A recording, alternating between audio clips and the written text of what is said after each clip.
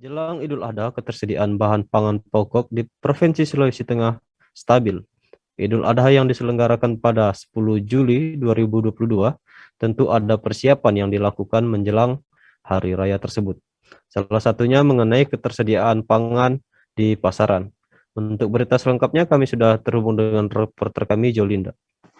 Baik, rekan Suta. Ya, Jolinda, bagaimana stok ketersediaan bahan pangan pokok di Sulawesi Tengah untuk menghadapi Hari Raya Idul Adha tahun 2022? Ya, baik.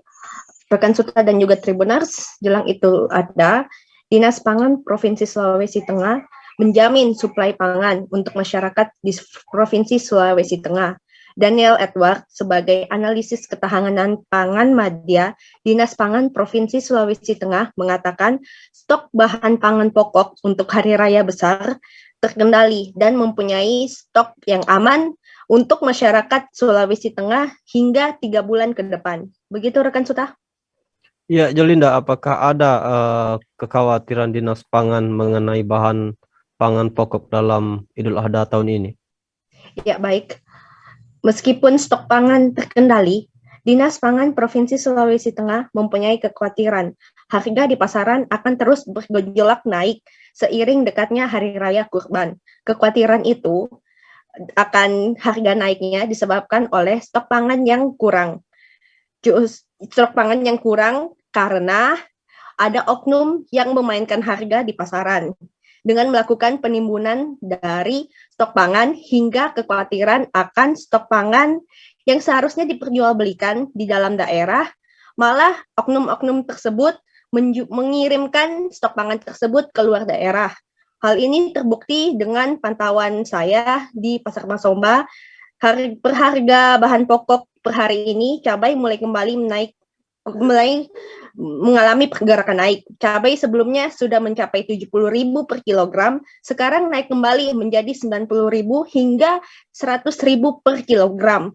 Bawang merah yang dari harga 30.000 sekarang menjadi 70.000 per kilogram, dan bawang putih yang dari harga 25.000 sekarang menjadi 30.000 per kilogramnya. Dinas Ketahanan Pangan berharap bahwa oknum-oknum ini agar berhenti untuk melakukan permainan agar harga di pasaran dapat stabil. Begitu rekan Suta. Ya, Tribuners, reporter kami juga telah menghimpun wawancara dengan analis ketahanan pangan Madya Dinas Pangan Provinsi Sulawesi Tengah, Daniel Edward. Berikut cuplikan videonya.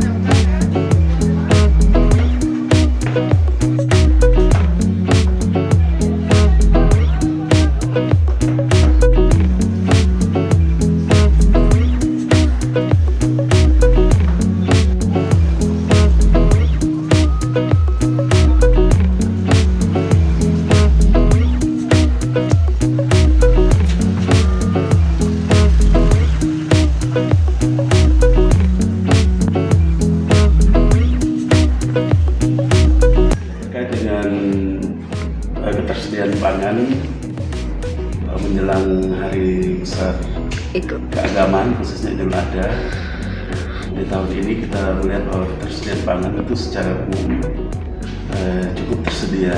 Jadi kita memantau setiap minggu ada 11 komoditas strategis ya, termasuk beras, jagung, bawang merah, bawang putih, cabai rawit, kemudian cabai keriting, telur ayam, daging sapi, daging ayam, minyak goreng dan gula pasir. Secara umum memang ketersediaan itu cukup, cuma harganya yang cukup mulai berfluktuasi.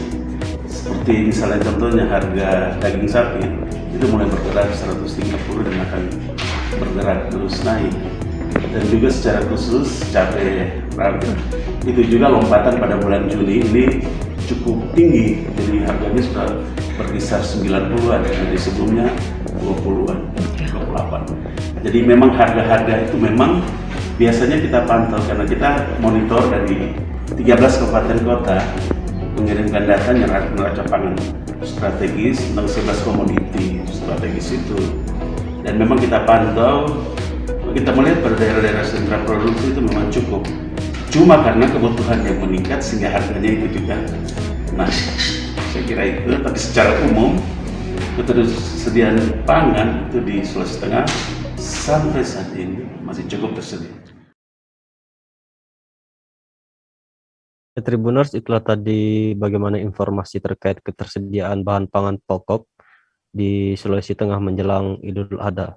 Untuk rekan Jolinda, terima kasih atas laporannya. Selamat bertugas kembali dan tetap jaga kesehatan. Ya, baik rekan Sutat, terima kasih.